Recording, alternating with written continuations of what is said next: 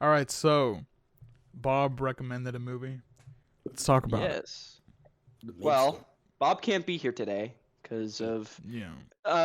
he just couldn't be here today. So I'm not gonna speak on his behalf, but I will say his rating on his behalf. I guess we'll just start in a random order because usually we just start with the person who recommended it.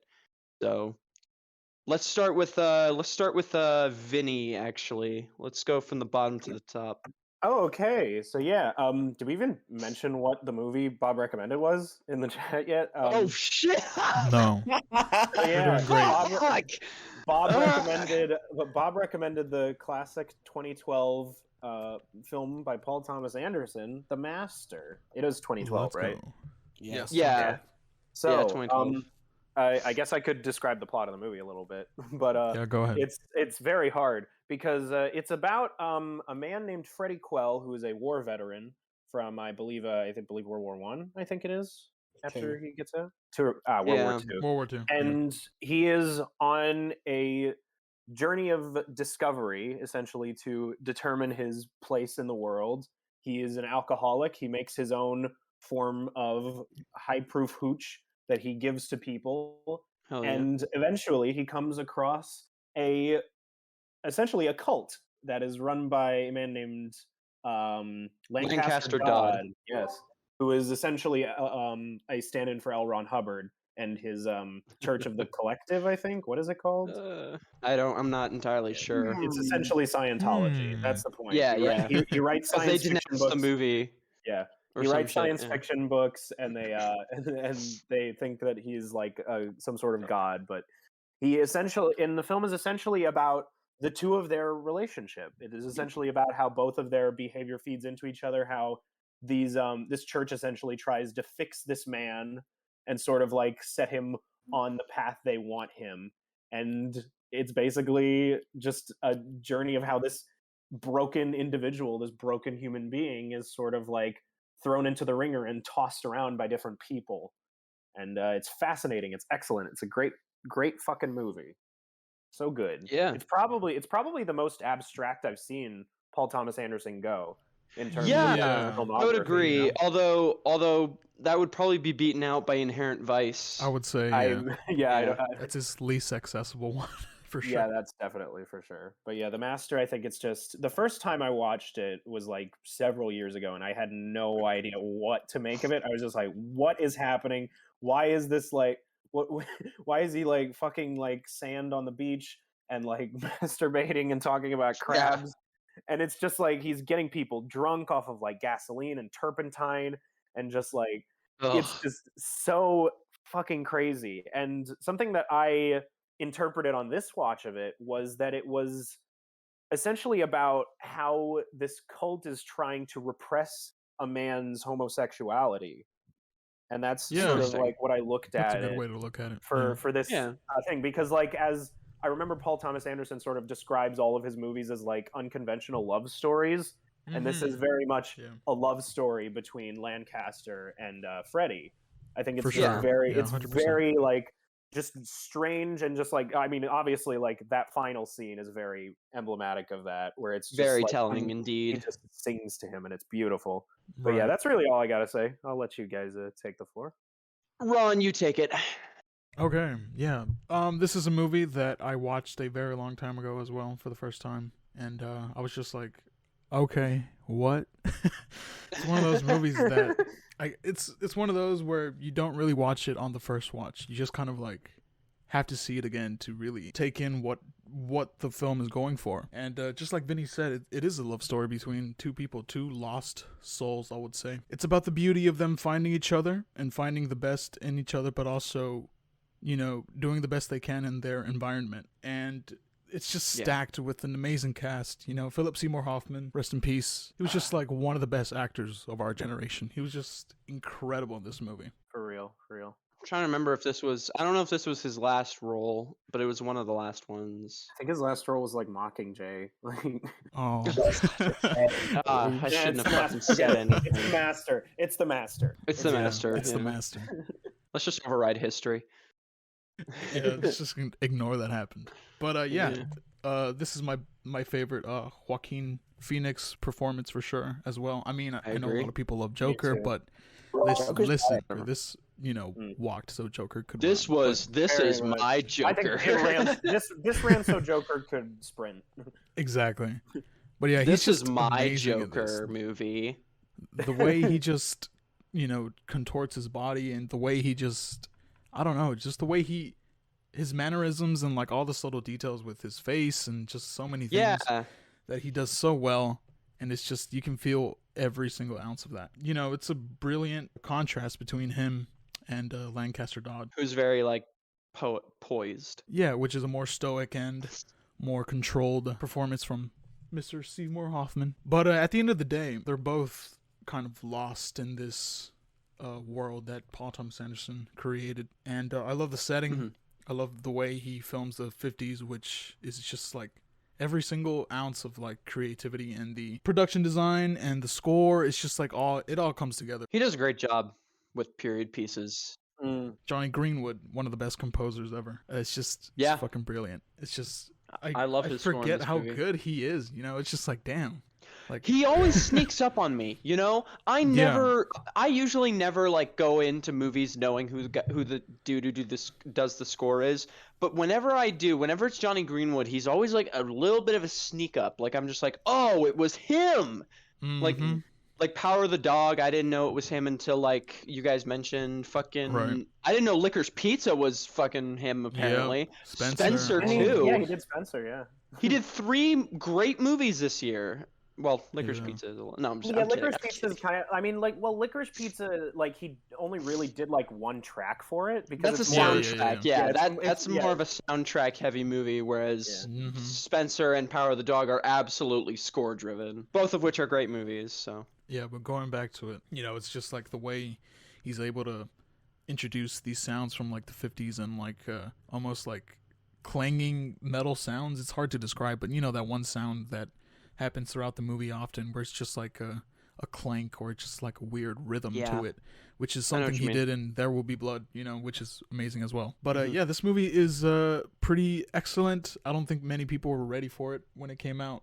It's definitely like a huge step up for PTA because for the most part he did like I would say showy for the most part because he did love to do all these intricate camera moves and stuff like that with Magnolia and his earlier works, but for the most part this one is just like super locked down and just it has more stable shots and stuff like that, which I appreciate it. It's like it was a very mature step for him.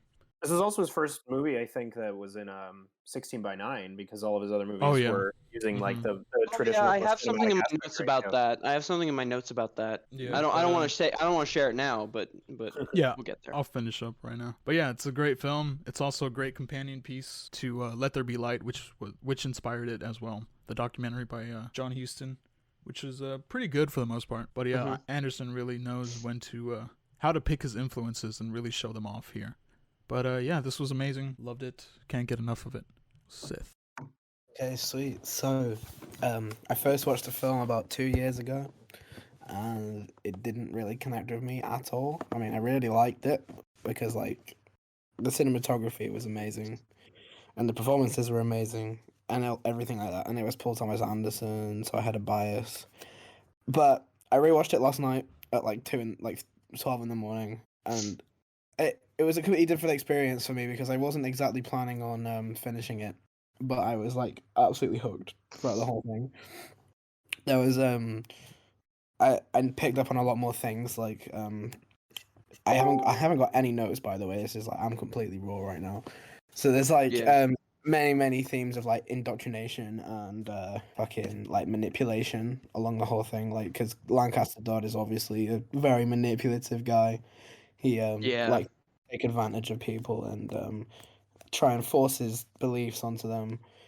And Freddie Quell, being the volatile man that he is, he's clearly very deprived and is a very bad alcoholic, sex addict, everything like that. And it kind of felt like all he had left to like just believe in everything this guy's saying. And the fact that they formed a friendship as well, which is something he doesn't have much experience with. Yeah, like I picked up on a lot more on a rewatch, and the performances are just insane. Especially Joaquin Phoenix, easily my favorite performance by him. Like that scene when they're in the jail cell and then he like kicks the toilet down. That was insane. That was like, That was not planned. Yeah. yeah, That was completely improvised. That was completely improvised. It seemed it because it went on for a while, and it was like, I don't know. And then when he started bashing his head on the bed and shit, I was like, "Fuck, bro!" But that must really fucking hurt. It's incredible, man. Yeah, Yeah, it can't feel good. The dedication that this man has to his performances, they're unlike anything I've ever seen. Like even Joker, which is like not that good. Yeah. But it's still like an amazing performance. Everything he's ever touched has just been honestly like performance-wise flawless. And, He is like, one of the best actors working of today. course, Brother like- Bear. Shut. No. No. I obviously can't mention the master without talking about the master himself. Fucking Philip Seymour Hoffman, probably my favorite actor of all time. Just like, Nice. I mean, it's probably not my favorite performance by him. I love Punch Drunk Love, which he's in for a little bit, but that performance still holds like a very, I don't know, it was on point from what he was in it. But that performance is insane. He's a pitch perfect actor. Like I don't even know how to put it into words, man. Like just like that ending scene when he sings that song. Ooh, It's boy. like, Yeah. yeah, that is like Incredible. one of my favorite scenes of all time. Mhm. And I'm struggling right now because it was a very overwhelming film to watch. Right. Yeah. There's so many things at once, like the cinematography is. I keep talking about that, but like the water shots are so good. Oh, yeah. opening, Just like that opening shot of just the water, it's like it's not water. It's something else. It's fucking its own insane. entity. Yeah. Yeah, it's amazing. And like the score, obviously, I had no idea it was Johnny Greenwood until you guys mentioned it. I added to it a lot because obviously I love Radiohead and I love Yes, Johnny sir. Greenwood. But I think that's all I got to say for now. Mhm. But like, yeah, it's definitely a very good piece for like people who are like manipulative and also that scene when they're trying to like cure Freddy towards the like the middle.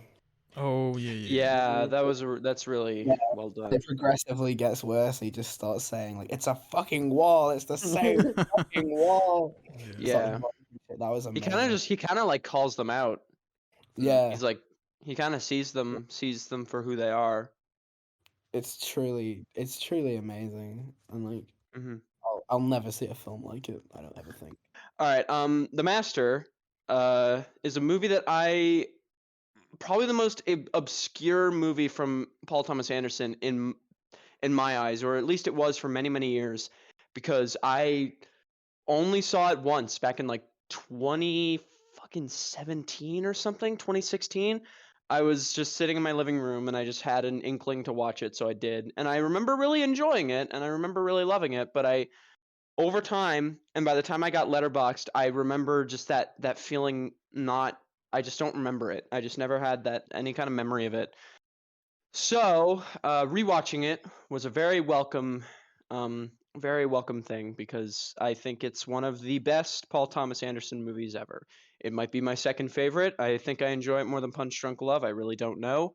I do have to go through his movies again, but it's incredible. The film does an excellent job at setting up how broken and how lost the main character feels. There are points where I honestly connected to him a little bit, just in feeling lost, because I know what that feels like to feel like you're not going anywhere Right. and you're just fucking wandering. You're not doing anything that really is giving yourself a name, or you're just not doing anything. And it almost makes you feel bad, even though you really shouldn't feel bad about being, especially at my age, like you don't have to worry about doing something right now, but it's still that feeling. That feeling's still there. And I think I mentioned this before, but one of the best compliments I think I can give a movie on this podcast is that there came a point where I just put down my notepad and I just stopped taking notes and I just watched the rest of the movie. It's not that I can multitask pretty well. I can pay attention to a movie and take notes and still get everything. But there just came a point where I was just like, fuck it, I'll just remember it. And I just like stopped taking notes because I was just so engaged and enthralled by what was going on there just came a point where I just said fuck it. And that is honestly probably the best compliment I can give a movie on this podcast. Aside from it made me orgasm, but I haven't said that yet. So I haven't said that We'll yet. do the So short bus discussion eventually. Oh man, who's gonna recommend that? Anyway, Phoenix does a great job, of course. He's excellent job. It's probably my favorite performance from him. I don't know. I just have nothing really comes close. He adds a lot of great ticks, to the character. There's like the tick of his one eye being more open than the other, or being more closed than the other. And then like his mouth sometimes being halfway open.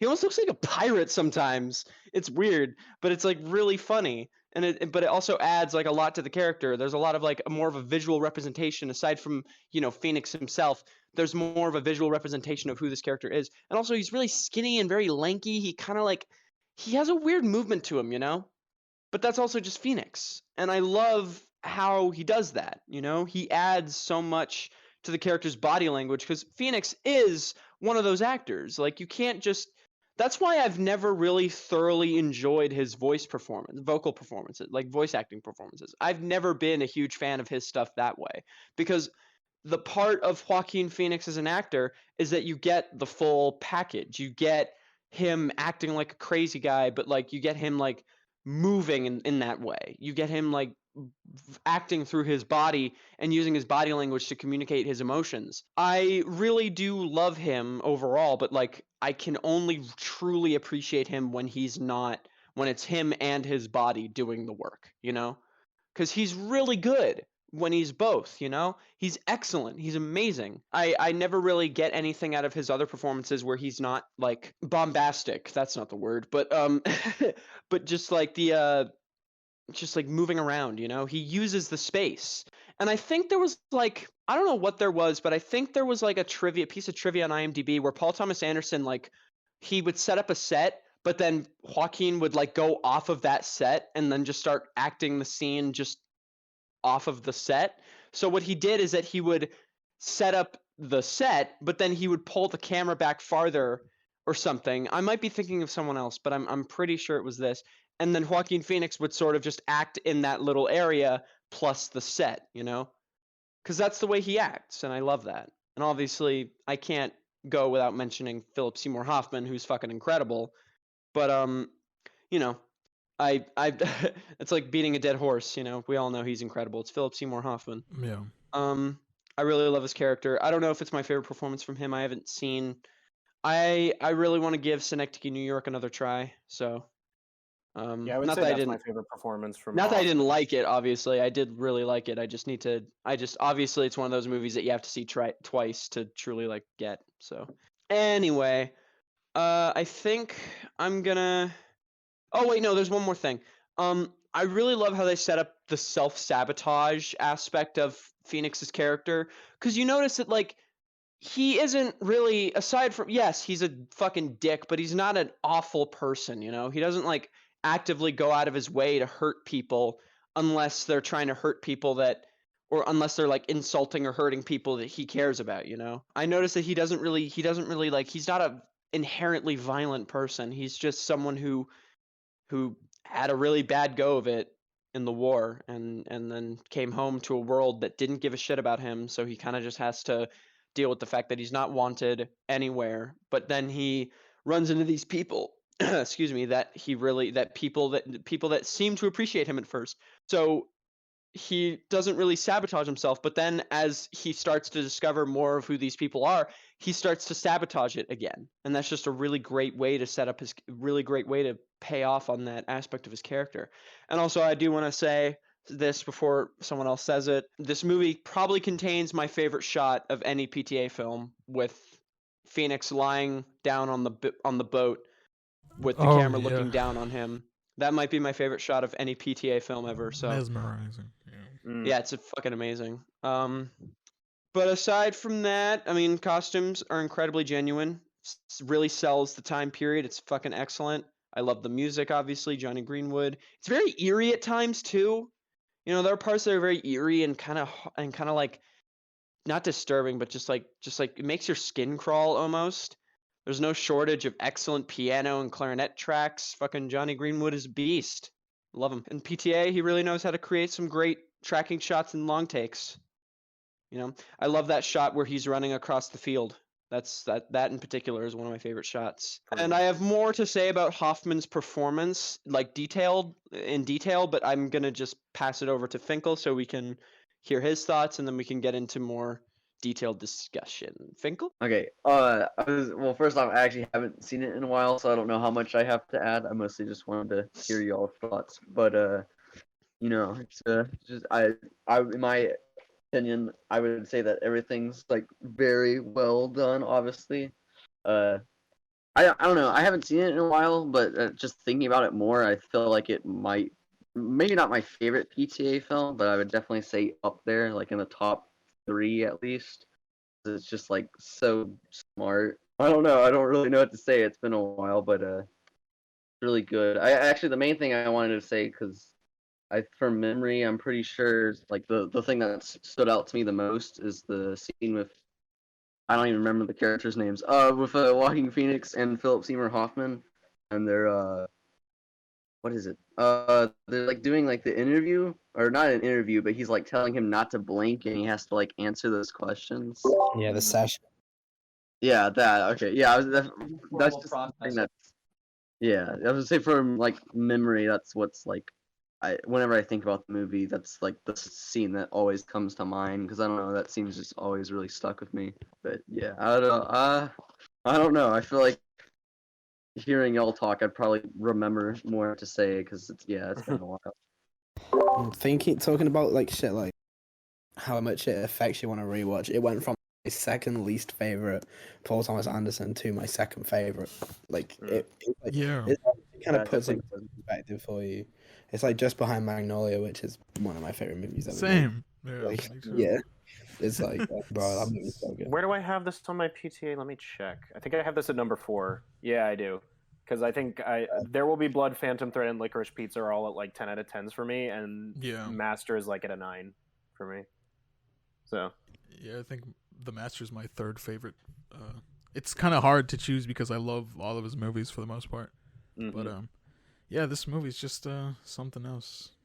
Something I think this movie really captures really well. I love how Paul Thomas Anderson implements comedy into his movies. Like it's like I'd say in terms of like the fucked upness, like on the surface, it's mostly present in stuff like Phantom Thread. But even in like The Master and There Will Be Blood, there's a lot of like really well executed comedy in those movies. Like I always think in The Master, there's that great fucking scene where he's being interrogated by Rami Malek.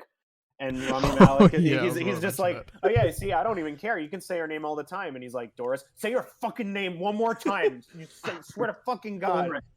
Just when he looks at him and he's like, what are you going to do, dummy? Yeah, he's like, what are you, you drunk dummy? You're drunk dummy? Like, it's so good. I honestly found the scene where he's like, Amy Adams, sorry. When Amy Adams is jerking him off, I just found it kind of amusing in some ways because it's like the way they're not...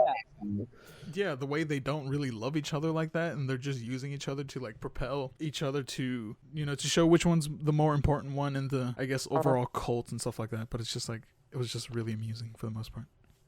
Yeah. For me, I really love the scene in the beginning of the movie where he's like taking the picture of the guy, so he keeps moving the lamp closer, and the guy just gets fucking pissed off. Yeah. You need to shut up. Like in that film is and he like starts hitting him, and then it just like evolves. It's really that part. I think you brought up a good point with the comedy. I forgot, like, there are parts of this movie that are just genuinely hilarious to me. Like I do find pig fuck.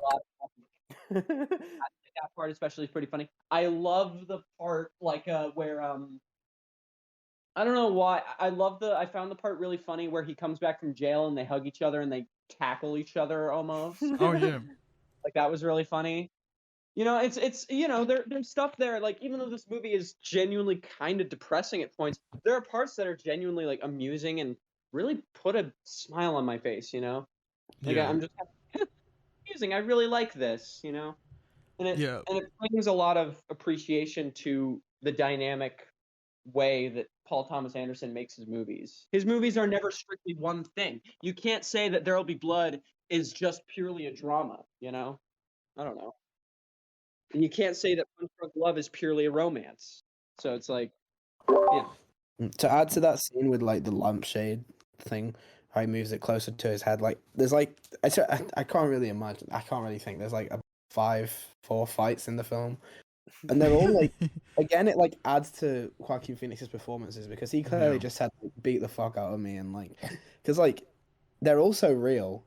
And like Exactly. Joaquin Phoenix absolutely fucking beats the shit out of every single person he sees. Like, and it feels so real. You can hear it. It's not. It doesn't feel like Foley. It's like he actually fucking slaps them. And like that guy, like the one in the the event towards the end when they're selling. Yeah, I know. Same. I with the And comb. Yeah. Yeah, and he's like talking shit about Dodd, and then like he takes him outside and just starts smacking the ever shit out of him, and then like starts crying. Like, It's so out on the bench. Also, I really love how the fights are like kind of sloppy. You can tell that they're not like trained fighters, so they're kind of just like Exactly. they're literally just slapping each other. They're not like throwing punches. They're not kicking. They're just like fucking being children. They're just slapping each other. Yeah, it's real. Yeah.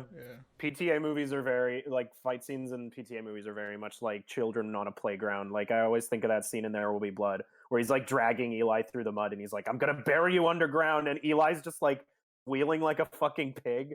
Like, oh, it's so funny. It's so funny. That part actually. And then it makes just me like hard cuts to them having dinner, and then it just cuts back to Eli, and he's just covered in mud. He's like, "You are a stupid man." But it's like the hard cuts are just so good when, after Freddy throws the apple at that one guy trying to debate him. It hard cuts to them in the elevator, just standing there and just staring into like nothing. It's so good. I mean, like, I know you say it's like childish, but it's real. It's like that's how people fucking fight. They don't like suddenly turn into this fucking world class martial artist. Yeah, it's real shit. And I love that scene when he throws the tomato guy just like out of nowhere. And then like they cuts to the elevator. That's really it's such a good scene. Yeah, I was just gonna say like when every time Lancaster Dodd goes off and like yells at someone, it's just the most amusing thing because like that one scene where Laura Dern is just like she's just like, "Oh, you sure we should change this in the book or whatever?" And he's like, "What the fuck do you want?" He's like, "What do you want from me?" It was just like hilarious. I forgot Laura Dern was in this until I rewatched it. Like, yeah, she makes a small appearance in this. Yeah, same. I completely forgot. Oh, something I want to say about. I want to get into like Lancaster Dodd, just what I noticed about him. I really love in the beginning of the movie how they introduce him. It does a great job at making you question whether he's a liar or not. Like they choose not to show Phoenix, quote unquote, like acting aggressive at the party apparently because he apparently got drunk, and having his character deny it, which also feels in character to Phoenix, is a fantastic way of subconsciously planting into our head that maybe Hoffman is lying. Maybe he's just like maybe he just found someone just lying down in the brig where he could be like, I can manipulate this guy. Obviously, that's not the way his mind works completely, but I mean, like, he is a manipulator. This is what he does. He maybe sees a way to like make his stance more believable, so he like chooses to manipulate Phoenix into like believing all the shit that he says. So I really love how you're not really sure whether he's truly telling the truth or not, and you never really know. Because I mean, we never see that scene of him acting aggressive at the party on the boat. You never really know, and also him being very charismatic does a really great job at like not only capturing your attention, but it also like makes you think, oh, maybe he's just a laid back guy, Especially if you don't know anything about the film. Like you watch Hoffman, he's like he's not outgoing, but he's kind of bubbly. At the wedding, he's like saying good morning, like thank you, good morning to everyone. Oh yeah. And he goes into like a rant about dragons and shit. Like, yeah, and then he like shakes the groom's hand. He's like, "How you doing? How's your day?" And he's like got like a big smile on his face that looks like a child with a big smile. It's like I don't know. I really love how they did a great job at not like planting into your head how they did a great job at like not planting in your head that he's like totally a liar. Like maybe he's just a really fucking outgoing dude, I guess, or just really bubbly guy, But I mean, of course, later you discover that's not the case. But it's just something there that I can attach to. It makes the writing feel a bit more purposeful without like being too direct. I remember when Finkel brought up like the blinking sequence. That whole bit is insane to me because I think what makes that scene even more impactful is like even though the camera is rack focused like straight on Joaquin that whole scene, right? You can still get so much out of Hoffman's performance despite the fact that he's not on camera, just from his voice and like his inflections and all that stuff. And also just like that whole sequence is just fucking crazy because he just goes into like stuff about like having sex with his aunt, and then he's like, "Are you lying?" And he's like, "No." And he's like, "Are you lying?" And he's like, "No." "Are you lying?" "No." Like, yeah, the way they bounce off each other is just so fucking iconic and rare. You don't find stuff like that too much anymore. You know, the way they just bounce off each other and the way they just kind of like feed into each other's egos almost in that way. You know how Lancaster's just like constantly questioning him, but he like clearly feels good about himself. He's like, "Yeah, I'm really showing this idiot what's up." And like Hoffman, and Phoenix is kind of like the opposite. Like he's a dummy and he doesn't really know he's being manipulated, but he's also like, you could tell that he like wants to fucking punch Hoffman, and it's really funny. Like that look in his eye. I just really laugh at that. Yeah, that scene really shows just like the whole. It encompasses the movie a lot because it's a stark contrast to how, you know, in the previous scene where he's being interviewed by the psychiatrics in the army, how Freddy is like incredibly reluctant to like show any emotion or, you know, any truth for that matter. Eventually he talks to the master and he just spills pretty much everything that he has in him, you know, gradually.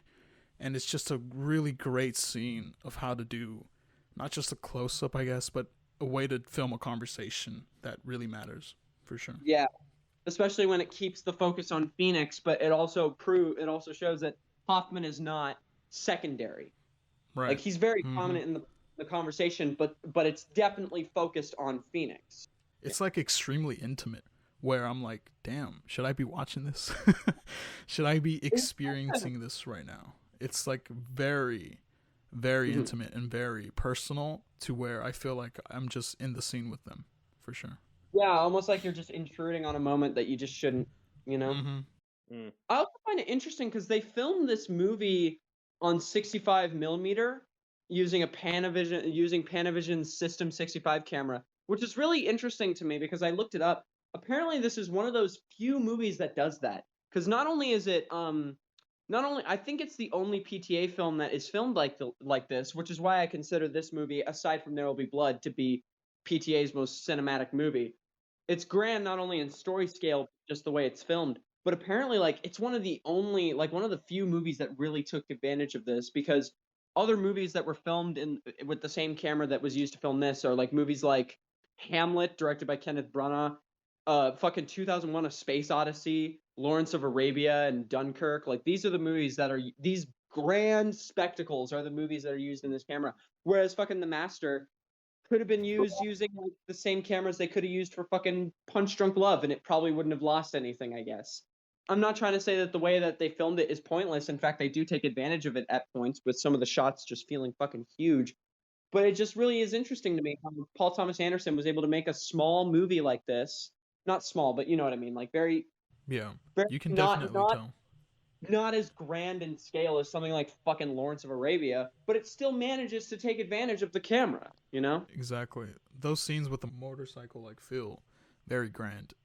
I love feel that like very spacious, and which also reminded me of the motorcycle part. Really reminded me of Lawrence of Arabia, the beginning of it, to be exact. But yeah, I don't have a ton left in my notes, but I do want to mention that like the argument between Dodd and Moore, Mr. Moore, the guy who gets the tomato or apple thrown at him, it brings up a very interesting argument, which both sides make very decent points. I mean, Dodd is a very aggressive man in the conversation, which clearly does, like, he's clearly not taking the time to listen to Mr. Moore. But at the same time, neither is Mr. Moore. He's not listening to Hoffman, you know? They're both very entrenched in. It's very much a debate. When you debate someone, it's mostly like you don't want to have your mind changed. You just want to inflict your arguments and just reinforce those, and not really change anything. And how people say, "Oh yeah, we're having a debate. We're trying to see whose point makes more sense." No, you're not. You're just arguing, and you're just yelling at each other and insulting each other without actually making an effort to actually connect with whatever the other person is saying. Because literally, Yeah, like, but the thing with Hoffman snaps and is like, oh, he like mocks him and then he calls him a pig fuck. And it's like, dude, you're clearly not having a debate. You just want to fucking yell at this guy. And I really love how it does a good job at showing both sides are just fucking, like, not even trying to listen to the other side. Like, the argument is profound, but neither one stipulates to truly consider the other one's point of view, which is something that many cults and criticizers of cults do. They don't listen to each other. They just fucking yell at each other. It becomes like a playground slap fight. So I Yeah, really love I feel like it was kind of justified on John Moore's half because, I mean, Oh, for sure, yeah. I feel like Seymour Hoffman was trying. Well, sorry, Lancaster Donald was trying really fucking hard to try and say that it cured leukemia. Yeah. Totally stupid like that. Yeah, he He's a like snake oil deflects, salesman. Yeah. he deflects a lot because like he goes through like that whole conversation where he's just like, you need to establish like this is not like real shit that you are talking about, and these are the reasons why. And he just goes on rants where he's like, you go around the riverbank and that person isn't there anymore, but you still know it's there. And he's like, that's not what this conversation was about at all. Exactly. Like, this has nothing to do with anything. Using the worst arguments. Like- The pyramid argument. Yeah. I like how it kind of leaves us on edge because we don't know exactly what Freddy did to John Moore, like in that scene. Like he goes into his room. yeah. Like, there was a Obviously, part he's where out of it, but we there was- don't know. I almost was convinced that he like killed him. There was like a Yeah. little part, like maybe he fucking killed him and he just lied. But I don't know. Maybe he didn't go that far because Rami Malek was there. But like, it's just really, I don't know. It's kind of fun to debate like what did he do to John Moore. It's such like a minor character as well, but it's like at the same time it's it impacts the story quite a lot. Like it's more like demonstration of Freddy as a character. Mhm. I really like that part when he just breaks into his flat and like destroys the fuck out of him, supposedly. One thing, I don't have much. I think this is the last point in my notes, but one more thing I do want to mention about the movie is the jail scene. Not only is the scene really impactful to me in a cinematic sense, but I really love how it's like how it kind of shows Hoffman how he's almost the intellectual equivalent of Phoenix. Like, yes, he's a smart man, but in that regard, he's kind of smart in the way that Freddy is an idiot. Like, he's very bombastic and he's very like he almost just has the same mentality of Freddy, where he kind of just attacks anybody that somewhat disagrees with him. Like even his own followers, like Laura Dern, obviously in that event we mentioned earlier. Like he fucking attacks her, and he's like, "What the fuck do you want from me?" Like he yells at her for essentially just saying, hey, this book. I mean, there's something that can be changed about it. He like doesn't take criticism very well. So I love that part where in the jail where where Phoenix is freaking out and he smashes the toilet and he calls Dodd out and Dodd becomes a fucking child and calls him a bunch of like bad names, and it's like, dude, you're literally just proving his point. So I really love how Lancaster is almost a self-saboteur as much as Freddy is of himself, just intellectually instead of physically. Like obviously Lancaster's not a sex addict and he's maybe not an alcoholic, but he's clearly like he clearly doesn't know how to keep himself composed when confronted with criticism. Like every time you hear someone somewhat criticize him, he fucking freaks out and he curses them out. And it's like I just love that just like parallel feel to those two characters. Like they're clearly like two sides of the same coin. No, you're right. It's like the way he keeps insisting on calling him like a dog or like a pet. The way he keeps him around and like wants to be his master doesn't really show anything, because in the end, Dodd is just the same person but through a different light. Like they're not really different, and that's what I really love about the story, because they're mostly like a couple. They're not different. It's just the way they want to impose themselves onto society. You know, that's the real difference, I guess. But it's like in the end, it doesn't really matter, because I know a lot of people like to criticize this movie for not really having any, I guess, change in the story or change for Freddy. But I do think there's a change in how Freddy wants to perceive himself. You know, throughout the movie, he's like the lost soul and the wanderer throughout. But in the end, after seeking so much, you know, solace in different people and wanting to be loved, in the end, I think Freddy becomes his own person and his own master. And that's like the real, you know, beauty of the story. Oh, no, I agree with that. I'm ready to do scores now, probably. Yeah, I'm ready let's to go rate. ahead. All right, so yeah, as I established, this movie is fucking fantastic. It's just so like strange and out there. It's like I agree with Xander. I think this is probably the most abstract PTA has ever gone, and I really like that this is that option, because I think if you're going to do like a story that's this abstract and strange, then I think you need a character who is as abstract and strange as the story you're going to tell, because it really like helps to ground you into that. And I think the movie establishes that really well. All the performances are fucking fantastic. It might be my favorite Joaquin Phoenix performance. Maybe Her. I'd say Her might be a little bit better for me.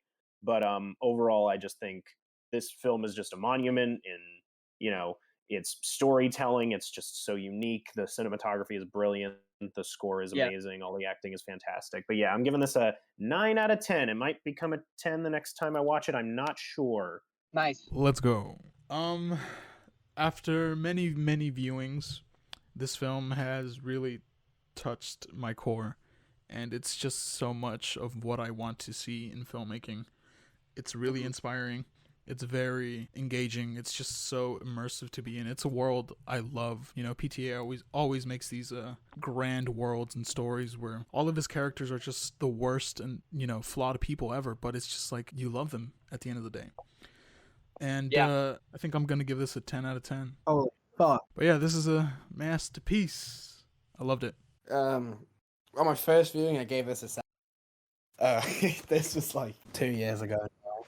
Like, I didn't have a great understanding for cinema, and it was a lot different. It was a lot different to anything else. So, excuse me on that behalf. But now, I've realised how flawless it is. It's peak filmmaking. It's peak Paul Thomas Anderson. There isn't an end to the list of peaks. It's peak everything. I fucking love this film. I give it a 10. Nice. I love you. Finkel. Predictable, but you know, 10 because it's Paul Thomas Anderson. So Love you. love you Awesome. too. We missed you, Where's- man. Want you Where's back. Jake? Man's been like jerking off Paul Thomas Anderson for like the last week. Why isn't he here? I think he's busy with school or work or some shit. Yeah. Okay. School. I know you're doing school, man. We miss you a lot. Yeah, we missed you Yeah. too, Finkel. Thank you. Miss you too, guys. Well, Paul Thomas Anderson is obviously a master, and I completely agree with Vinny. I mean, if you're going to go abstract, you may as well go all the way, get someone who can do it, and fucking PTA did it. And he also got a great person who's not nearly as abstract to sort of counter that, and it made for one of the most memorable dynamics that I've ever seen in cinema, and I really will not be forgetting this film anytime soon. I will likely raise it to a higher score someday. Maybe I won't guarantee anything. But this movie's pretty fucking incredible. I love it very much. It's my second favorite PTA film. I don't expect that to stay that way because I haven't seen. Not only have I not seen every PTA film, but I need to rewatch a lot of the ones that I conceive as favorites. Because I mean, I loved Magnolia on a second watch, so maybe Punch Drunk Love will be a 10 someday. Who knows? But for The Master, I'm going to be giving this one a solid, possible strong 9 out of 10. Love you. And Bob, our glorious Bob, gave this movie a fat ass 10, I believe. Beautiful. With a badass seal of approval. Fat ass deal. Gave it a 10. That this was his recommendation. So, Yes. Yeah. Which means That was an this awesome fucking movie. This is going to be the second movie on Kistopia that will have an average rating of a 10 out of 10. Oh, Lovely. wait, what was the first? This one was the thing. Because Oh, everyone yeah. gave it a 10 or a strong 9, so I just decided, whatever, I'll give it a 10 for thing. So, yeah. Nice. All right. That was the conversation. Now we go into one of the best parts of the episode. We go into the next episode Yes, sir. recommendation. I thought it was going to be Nikki's turn, but I was wrong. That's next week or next time. Right now it's Vinny's turn. He gets to pick the next movie. Vinny, what Okay, so yeah, now that we've watched a very like abstract art house piece, I think I want to level things out a little bit, do something a little bit more accessible, a little bit more mainstream. I'm going for the 2006 drama slash mystery slash science fiction slash period piece from Christopher Nolan, The Prestige. Nice. My current favorite movie of all Nice. time. So Let's go. I'm gonna really gush over this thing, and hopefully you guys enjoy it too, and we'll see what all of our thoughts are. It'll be fun. It'll be a very fun discussion. It's been on my watch Yeah. list forever. About time I get it off. Yeah, hopefully it's still on Amazon Prime, so y'all can No, check at it all. out. Fine. I'll find a way to watch it. I always do. We're good. Oh, okay. All right, guys. So, watch The Prestige for the next episode to join us in. And once again, thank you for watching. And peace out. Peace out. Peace.